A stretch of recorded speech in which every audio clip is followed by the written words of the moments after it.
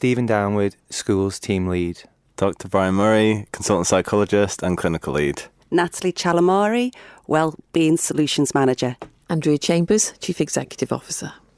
Annabel Ennett, Head of Services. OK, why is Mental Health Awareness Week important?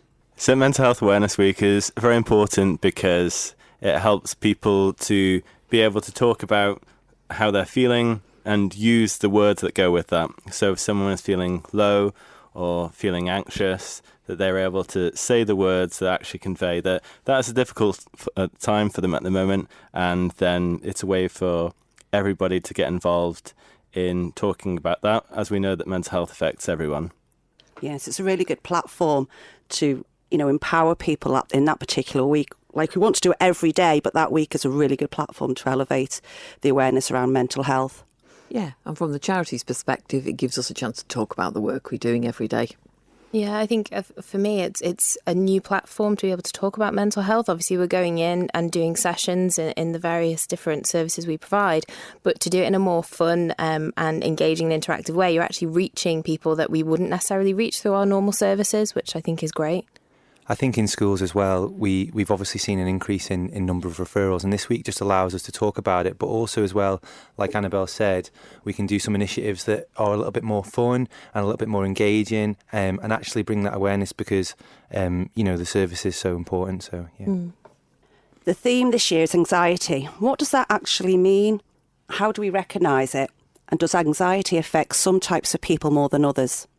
So I guess, first of all, lots of people can feel anxious at different points in their life. So feeling anxious is usually where we feel that the demands put upon us are bigger than what we perceive as our ability to cope with that. So then we might notice things like our heart racing, feeling a bit out of breath, headaches, stomach issues. You could notice that and other people could notice that. So when that becomes anxiety is where that's been going on for quite a long time, and it starts to impact maybe home or school or your relationships, and where that's been going on for quite a while. It really can affect anyone at any age, particularly if you think about panic. That can come out of anywhere, and it can start, and then someone seems to be worried about those symptoms that I've just described. So it doesn't have to be a particular person, particular background. It can affect anyone at any point of their life. Brian, what would you say is the most common causes of anxiety? There's lots of different causes that can make people feel anxious. In terms of what then makes that become anxiety is usually where people have been trying to do something to cope. Sometimes they've been trying to ignore it. They've been trying to do practical things, and usually it's where those things they've been trying to do to help themselves haven't been working, and so things build, and then that develops into anxiety. So that can be life stresses, different changes that are going on around them, or different things that are just an overload for that person. I think in schools we try and deal with worry, before it develops into anxiety. So this year and the previous year, in fact, it has been our highest topic of referrals, if that makes sense. It's our most referred category around worry or anxiety. What we often find is that it's not anxiety and it is worry, and our role is there to try and support them young people to try and deal with that. But if that's left or, it is just ignored, then there is a chance that might move into anxiety. So we just need to be careful there to try and work with these young people, give them the tools and techniques that they can to try and help them before, things develop further. And when we are training, whether it be in the workplace or in the community, we do go through spotting the signs and like Brian touched on then, how that can have a physical impact. And we also advise and provide techniques and strategies, just like you do with the schools, Steve, that we can take back to the workplace, and our mental health first aiders are trained with this as well. So it's really important that we try and capture everybody in the community to make them aware so they can look out for those and help people. What does good mental health mean to you? Oh, well, good mental health, I guess, means something different to everybody. To me, it means feeling able to cope with my work, feeling happy and secure in my home life and at peace with myself, able to go out in the sunshine and enjoy the beautiful place we live, good work-life balance, walking the dog, reading, all of those things that make me feel content within myself are what support my mental health. I think largely the same for most of us. In fairness, it's when you feel like you've got a good balance with everything in your life and you feel like you're as in control as we possibly can be of all the external factors that can affect that. And then the key is doing the things you enjoy to try and keep that positive as well. So and keeping that going, even if something starts to slip, maybe you're starting to get busier at work, well, take a bit more time, especially now the days are longer, the evenings are lighter, to get out, enjoy the fresh air, and to just give yourself a bit of space from what may be difficult at any time. I think good mental health for me is doing the basics right. So it's getting enough sleep, it's eating well, it's making sure we're staying hydrated. And it might sound very basic, but I find if any of them are off kilter, then things start to slip. If I'm tired, my work might be impacted. If you're not eating well, we don't feel great. And ultimately as well, trying to put things into perspective as best we can. When we're going through tough situations, that could just be a bad day or a bad week. And sometimes we just have to accept that, and knowing that time will actually hopefully heal that. So I really agree with Steve there on the idea of doing the things that you can do to help you to manage. And there's sometimes a pressure that you should feel happy, so that it should be an amazing day and everything should feel really positive. But actually, generally speaking, the idea of good mental health is actually if life throws the things at you that it normally does, that you feel you can manage them. So you notice that someday, so you've had some news that's let you down, or there's a particular challenge, and you notice that when it hits you, you feel like, oh, well, that's okay then, I can manage that. And that helps when you're looking after yourself. I think in schools, just off that, Brian, we talk about that, good mental health isn't feeling fantastic. It's hopefully not feeling, really like you're struggling all the time either. But there's certain situations that are going to test us. And I think for me and the work we do in schools, it's almost like, what can we do to help that? And actually, that to me is managing your mental health, which to me is being positive. Doesn't mean we have all the answers to fix them, but it's that sort of proactive step towards resolution, I think, is really important. Absolutely. And I think, what affects my mood, if I don't get enough vitamin D, I don't get enough sleep, and I don't get those important social connections. So whether it's with family or friends, I just think it's really important that you do have those social connections. I actually get affected when there's not many people in the office because I miss them all, of course, but I love the interaction with everybody. So social connections is definitely number one for me. What are the signs that someone is having challenges with their mental health? So we've already talked about impact of behaviours and moods. Anybody else got anything else to say? Well, I think that, it is that they're the most obvious signs, aren't they? If somebody's struggling a bit, if you're not able to sleep, if you're unable to concentrate at work, if you're feeling a bit stressed out, someone who's normally quite boisterous and talkative in the office, if they're very quiet, then we'll know, like you, Nat, we'll know if you're having a bad day. Yes. Those sorts of things, I guess. I think one of the things I'd say is as well, it's a shame, but people are quite good at hiding it.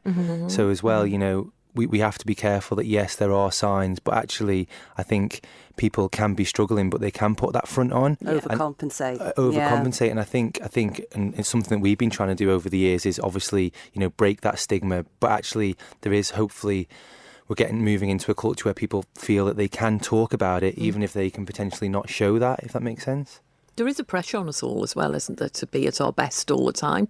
And that's actually not easy to achieve.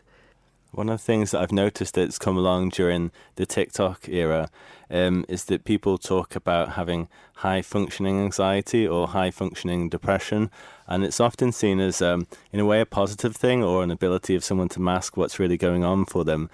But actually, that's quite difficult because actually, like Nat's talked about, it is important to reach out to others, to spend time with others. Not everyone is good for everything, but you can have the friend that you talk to about light stuff. You can have the person that you do practical things with. the person who might be good for advice, or maybe they're good for listening. So it's about, rather than trying to seem high functioning and cope on your own, Mental Health Awareness Week is very good for seeing who's the person that I can spend time with and who's good for what. Does anybody want to share a personal story of mental health or any mental health challenges? It's not really a challenge. It's just something that I like to do to support my mental health, really. So I've found, obviously you guys know, but I do a lot of running, and for me it started with running for times and trying to improve. But now I've realised it's just become such a staple part of my life, and through injury or lifestyle choices that mean I can't do that, I just notice the impact it has on me. Once you release them endorphins, the body sort of expects them, and if you leave that, it can be quite a challenge. And I think, whether it's running, obviously we've got a C-dip in Mental Health Awareness Week, whether it's being creative, playing a musical instrument, I think it's really important that people try to identify what works for them, because it's certainly not one size fits all. But equipping ourselves with them things that when we do have them tricky times, we've got that go-to of, and it can be as simple as talking to a friend, a family member, or it could be, an activity or that. But I do believe that's really important. People try and identify that, because it definitely supports our mental health. I agree. From a young age, it's finding your passion, isn't it? And then that sustains you through your life. Yeah, mine's projects and achievements. So it could be I used to be jigsaws, used to be really addicted to jigsaws, but now it's doing my ancestry. So I like to get really stuck into something and really see what the results are, and I like that. One time I was on a course, and it was about how to manage anxiety, really, through exposure therapy. And the person that was doing the teaching was told, well, you should do it as well, so you should do it tonight, and I challenge you. So they did. So one of the things that they faced was to take something back at a restaurant. So we came back the next day, and they said that they had ordered a cocktail, and they had to say to the waiter, I don't like that, and to give it back. And so they had to face what's it like for that surge of emotion, that awkwardness that you have to do. Just to ride out, to tell them that they can have that emotion. It's awkward, but they can do that. And they did it. Actually, the waiter said, yep, you're right, lots of people don't like that drink. And so they did do that for them. But it was a nice example of the emotion that comes with anxiety. We don't like it, but it is something that we can manage. So how can iListen help those who are struggling? Well, we have a variety of services that people can access. We try to, I think, when we started iListen, make our services as accessible as possible and make support as accessible as possible, be that at the appropriate level for what people need. So we obviously have our school services, which, Steve, I'm guessing you'll talk a bit more about. Brian, you can talk through the therapeutic service. Nat, you can talk about our Wellbeing Solutions service. And sort of underpinning all of those as well, we have our website and we have our social media channels and our marketing communications, and we have a great range of resources and things on there that are able to support people as well, which I think is really important, because even though people may not need to actively engage with our services, they're still able to access some support and some help if they did need it at any time. So the Wellbeing Solutions team, we're small but mighty. We have a range of training solutions for whether it's a full day of a mental health wellbeing first aid course to 1 hour bite-sized virtual courses. So depending on the needs, or they identify the learning needs for mental health, we do a variety of ways of delivering it. And we're very flexible with that. So it's really accessible, so we can do it virtually or face-to-face and at a mutually convenient time, or you can pop along to one of our open courses, which is really good because we get a good variety of people from different industries and backgrounds, and it's great when people share stories and what worked well and what doesn't. So that's where I think we really want to try and empower people to learn about it so they can look after themselves and others around them, whether it's in the workplace, the community, or in the home. We also provide a consultation service where we will provide organisations with an audit so we can measure their wellbeing culture and see where we can identify where they can make changes and recommendations, and we do follow-up to make sure we can measure the impact. So that's really important, to make sure you've got that culture right so everyone feels valued, healthy, and know where to go if they do need help. We also have an employee counselling service as well, which we're launching very shortly, but all the details are on our website if you are interested. So our therapeutic team is quite big, actually, so including trainees, around 12 of us in total. We have a range of therapists, counsellors, psychotherapists, me, psychologist. The type of people that we see, we still try to target those where the difficulties have happened fairly recently. So a life event has happened, a change, or someone's not sure why it's happened, that they maybe feel down, or maybe they have worries. And what we're trying to do is target them at that point before things become worse. And in that way, we call it intervening early. So that's something that we've done in conjunction with our schools team. Typically, the therapy sessions can be for up to 12 appointments, and we see people from up to age 25. And as the schools team lead, obviously we have a team that work in schools. I genuinely believe they're the most passionate and competent team I've worked with, extremely dedicated to working with young people to support them. And we work in primary and secondary schools. Our primary offering at the moment is currently trying to do fun, interactive sessions around what we feel are sort of 4 key areas, which is emotional literacy, self-esteem, positive relations, and coping strategies, how people can deal with them more tricky emotions. That's going really, really well. We get great feedback from the young people, very fun, very interactive, which is great.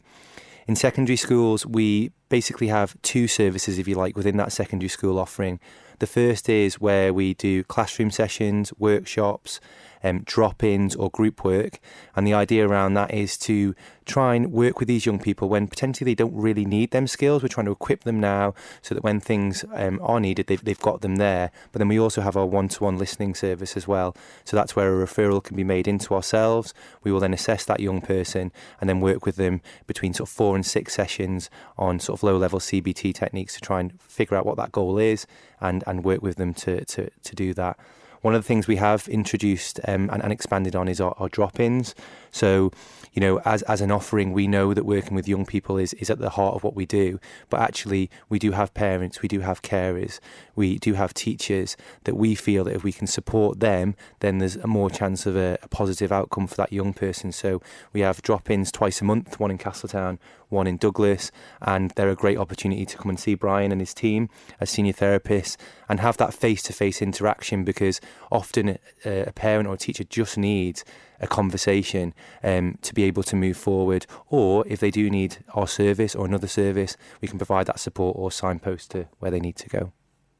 And all the dates are on our website for the drop-ins. Okay, let's talk about Mental Health Awareness Week and what we're doing. So the Wellbeing Solutions team are providing virtual bite-sized training on things like eco-anxiety, financial well-being, mind and menopause, looking after yourself and others, which is our face-to-face half-day course. We're also going to be delivering some lunch and learns at Santander's new work cafe, which is very swanky.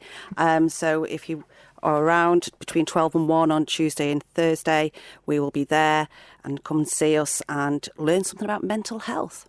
Yeah, and I think it all kicks off for us on Sunday morning in Ramsey at 9 o'clock, where we're having one of our now regular sea dips. Steve mentioned how good sea dipping is for your mental health, and we've got a great number of supporters who love doing this and also helping raise money for us and awareness of the cause. So that's great. We will be in Ramsey, hopefully in this lovely weather, on Sunday morning. A great number of the great thing about our team is we all turn out for these events to support. And family as well. And family. If you work for a charity, your family also works for the charity. And it's amazing to see that, our regular guys are all, when we left the office this afternoon, see you on Sunday. And that's such a nice thing that we all go above and beyond for the cause. And what else is there, Annabelle? We've got Curry and Chat next Friday as well. That's a new initiative we're running this year. That's in collaboration with Leela's Kitchen.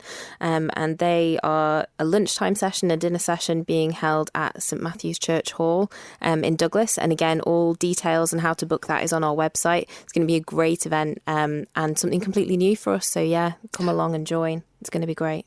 From a school's perspective, we encourage all schools to get involved with the week. All our services are free of charge in schools, and we don't necessarily want to change that. But actually, if there are any fundraising activity, some schools will go green for us. Nat's modelling our badges that we've based around. She's currently wearing the Anxiety Sucks badge. So the idea of that is to try and remove that stigma and actually, open that conversation. And yeah, we leave that open to schools. Any fundraising activity is very much appreciated, but also as well, we'll host some drop-ins, and we'll obviously have our functioning listening service and wellbeing facilitators in there doing drop-ins and group work as well. And on Saturday the 20th, Steve will be joining me at Ballacameen Sixth Form Lecture Room to do an introduction, a kind of taster course on something called a SPACE program. So it's a book that we recommend often that's over from Yale in the States, and it's how to work with parents directly so that they can support their children with anxiety and also OCD.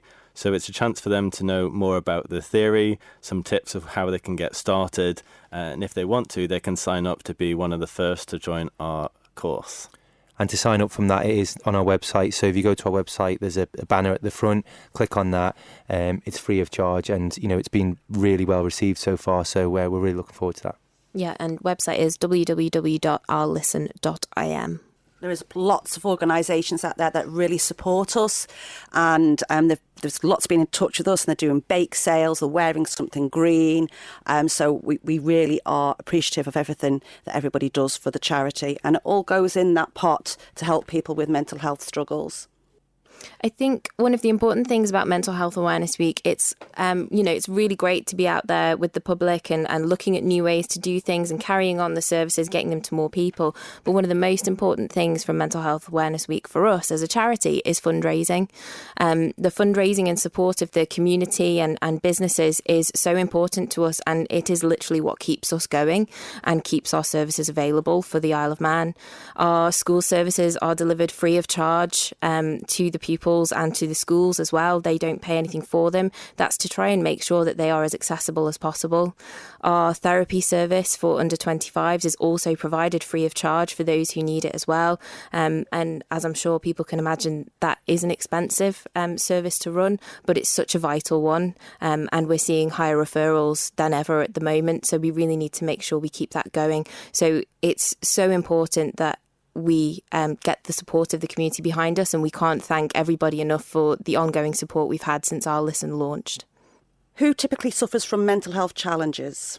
Wow, I think that's quite an easy one to answer, isn't it? We all suffer with mental health challenges, some daily, some less regularly, but I think we all do at some time, don't we, Brian? Yeah, that's definitely true. So the idea of mental health challenges as a phrase is that, life isn't always great. So there's different stresses, there's different surprises, things that can happen to those around us or to us. So there's lots of changes that happen. So these challenges we're faced with, sometimes they can be too much. So however our mind is working that day or that week sometimes feels a bit harder, sometimes feels a bit easier.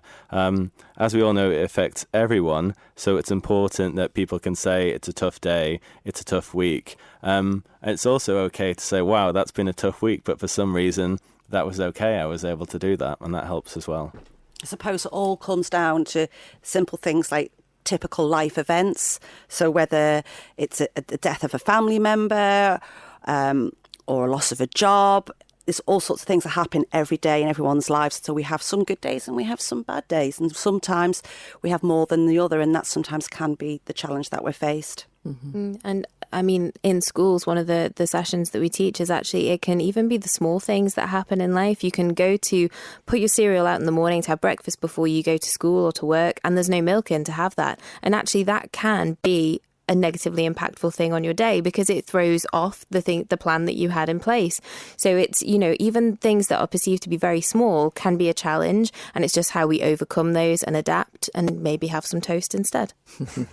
One of the things I would say on this is, and Annabel, we talk about this at great length, is that we've noticed that some of our safeguarding concerns are of a very serious nature, and for me, it's devastating sometimes to see what these young people are going through at such young ages. So sometimes that can be at primary school age or secondary school age, and actually they've probably been through more than what I've been through in my whole adult life than they have in the early years. So we're constantly reminded of the fact that everyone has their challenges, and we're just here to try and do our best to support them with that. Absolutely. That's kind of the sobering part of Mental Health Awareness Week, isn't it? So Yeah. you're taking it from one end of the spectrum to the other, which you've just very nicely done, Steve. Thank you. So, going to something really positive. What are your top tips for keeping mentally healthy? What do you do to boost your mental health? Okay, I'll go first. Just try and stop her.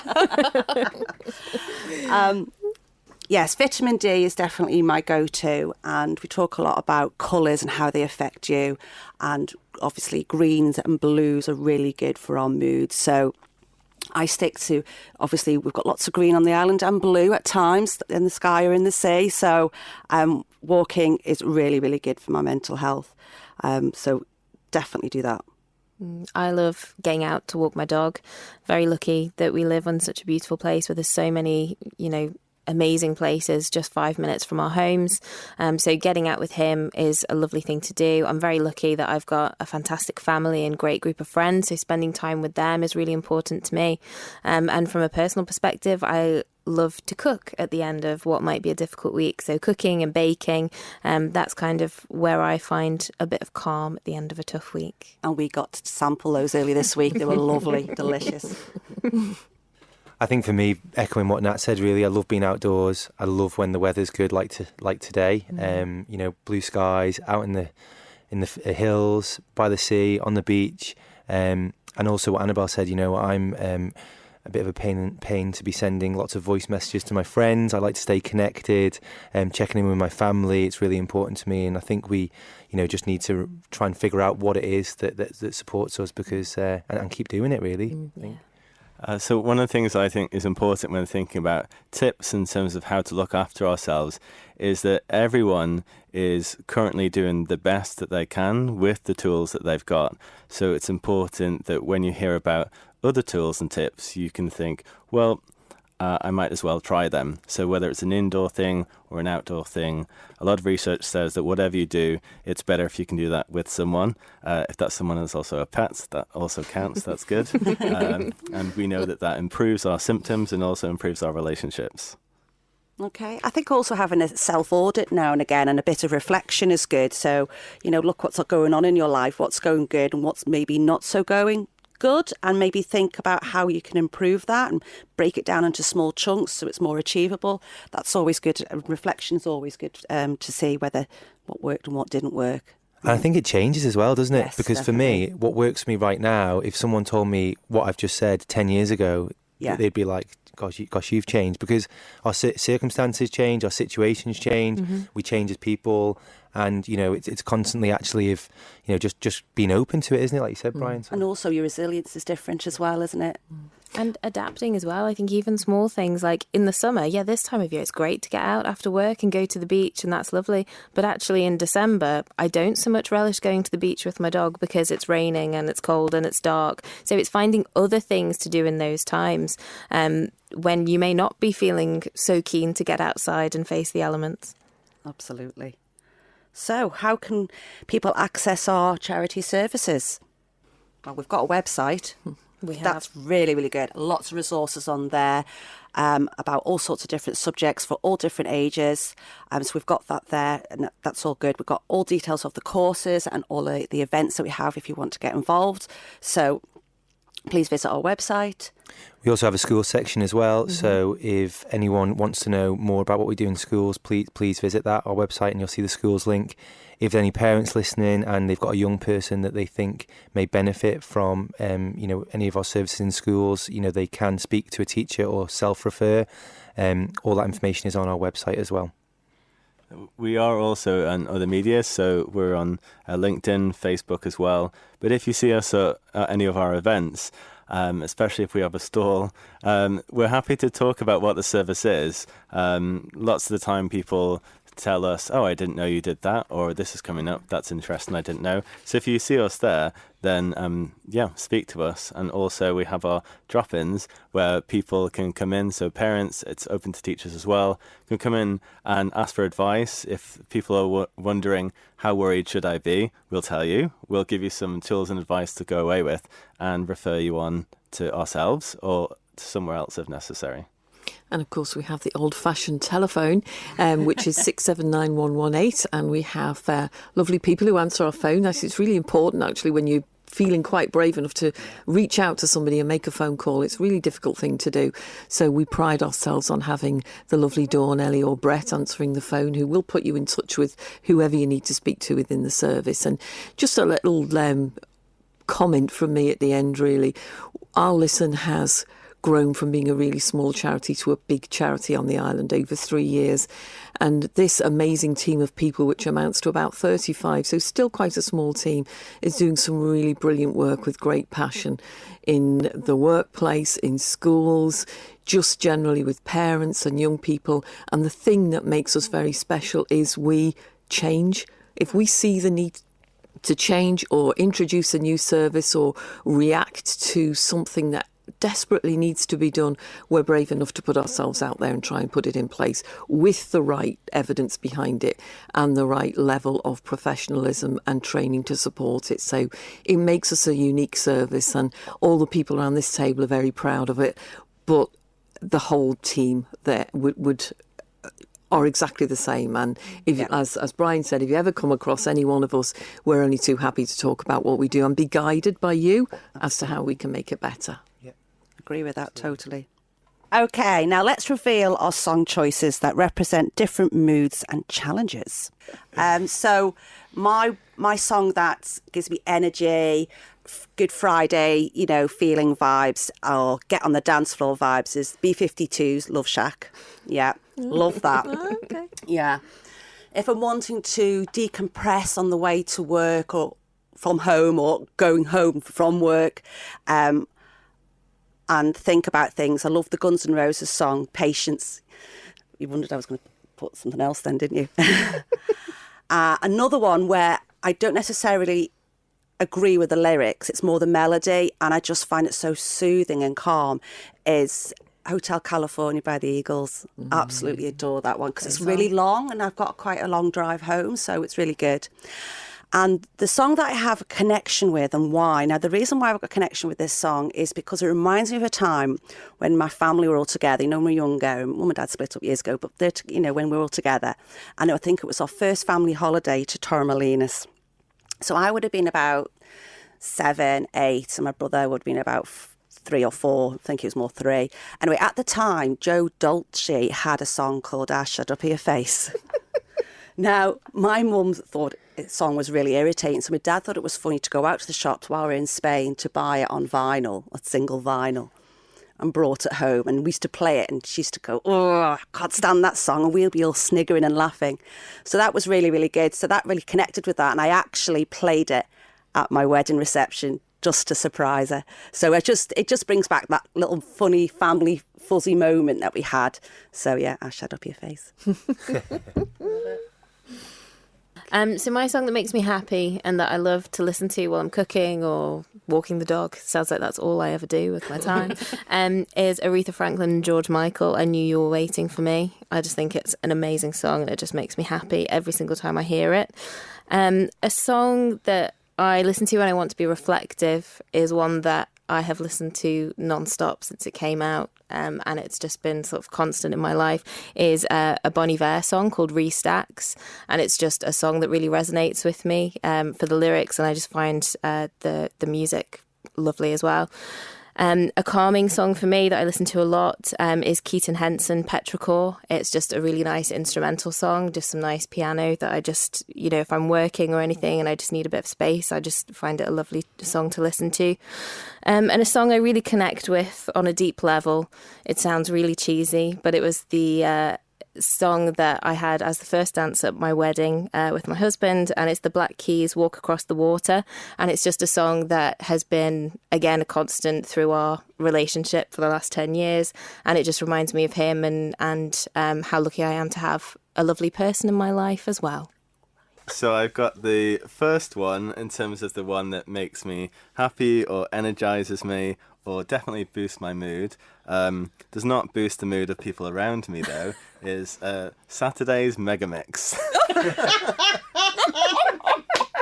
Love it. Headphones only for the Saturday's Megamix. I do like other mega mixes. He likes all mega That's mixes. my favourite. That's true.